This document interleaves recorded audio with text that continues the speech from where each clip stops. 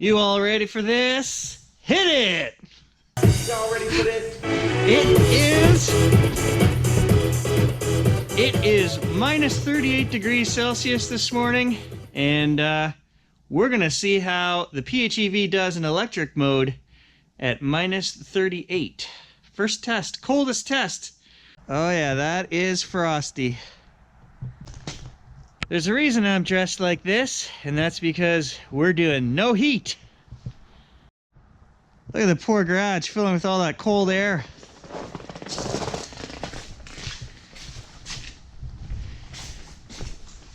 So the car was plugged in last night, so that should help pre-warm up the batteries a little bit, but let's get at it.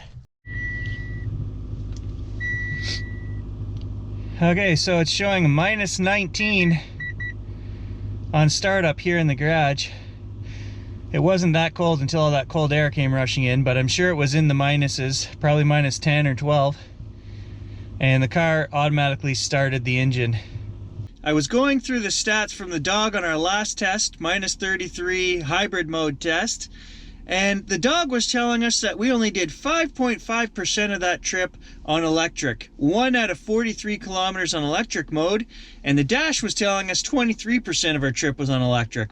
Hybrid mode driving, and the dash here was showing 23%, and the dog is showing 5.5%, 1 out of 43 kilometers. It was an hour's worth of driving, and it was saying we recouped 14.8% and coasted 2.2%. We used 4.4 liters of fuel for a 10.2 liter per 100 kilometer average. The dash, I believe, was reading 9.7 or 9.8 liters per 100 kilometers. So which one is telling the truth? Okay, so the engine just shut off, and as you can see, we got the windows down. That should clear the windshield off here once we get moving. So the gasometer is showing us 32 kilometer range with no heat. It's like a weird frost hanging in the air this morning. It's just, ugh. And there's a new record. Minus 35 is what the dash is saying. Now the thermometer on the house was saying minus 38, so, and that's what it also said on the computer, minus 38. So you can see the windshield is actually cleared up real nice just from having the side windows cracked. Got no heat on, and the car is in electric mode, no problem. So yes, extreme cold, guys, we can still use our electric. I got smart this time. I wore the whole checking the trail cam outfit. Yep, fool me once. Driving around minus 30 something for you guys. So we do know that this is not going to read 100% EV at the end of this trip, because we already did a warm-up. The engine had to start for the car to run, and it did a 5-minute, probably under 5-minute warm-up, and then it went into EV mode. That's typical, it does that all the time.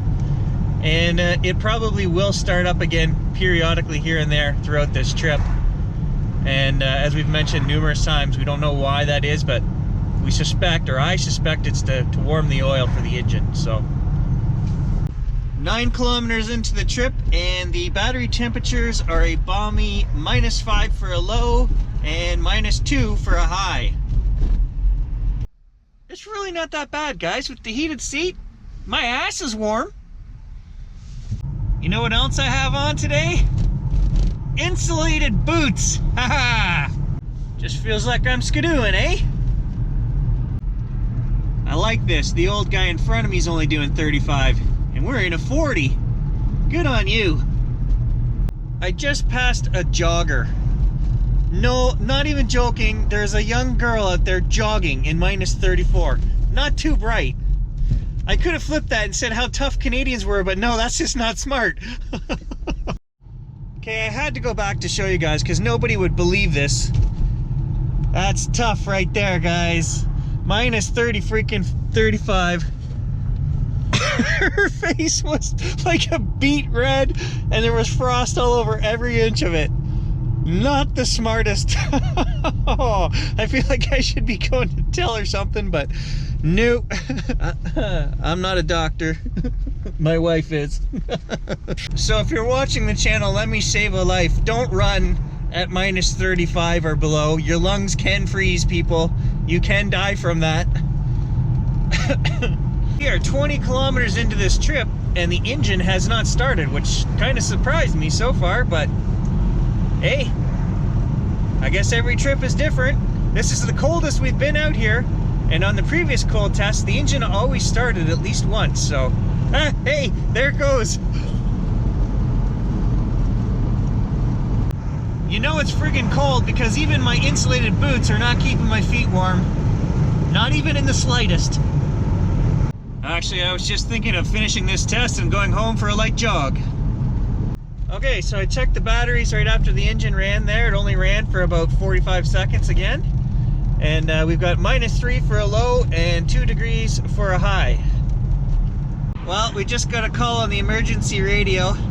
It's so cold that my wife's Subaru, she parked it at the hospital this morning to do rounds, and when she started it, the power steering is frozen. She's got the warning light on and no power steering, so we're gonna have to go rescue her with the Mitsubishi.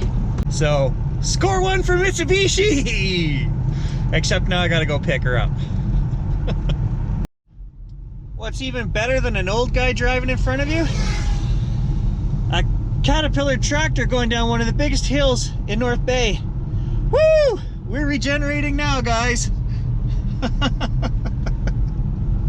Am I cheating? No. That is not cheating. If the car can recoup energy, recoup energy. And the engine kicked on again here with 2 kilometers left.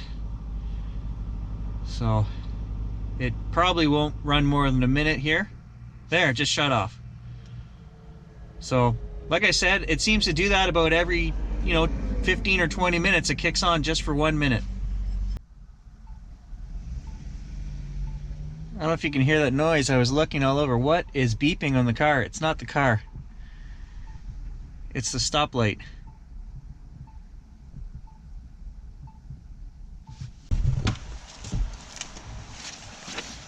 Do you have anything to say to the Mitsubishi?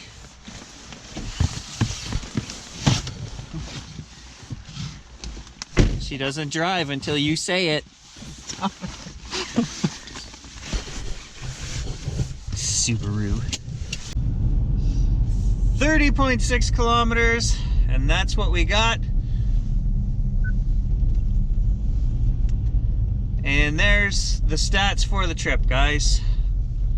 22.7 kilowatt hours at -35 with no heat on. So that's the ticket right there. Don't be a wimp. Turn off your heat, crack your windows, do your test, then go home for a nice jog. My wife's so happy. The test is done. We can turn the heat on. Buy a car that doesn't suck and you can have all the heat you want. So I forgot to shut the dog off right away, but there's today's stats and it's showing the exact same as the dash. So I don't know what was up with that last trip. The one down here, 5.5, something was off, but today seems to be working. Cold. Cold and pretty. Should come and visit me, Andy. Shirts here in Canada are optional.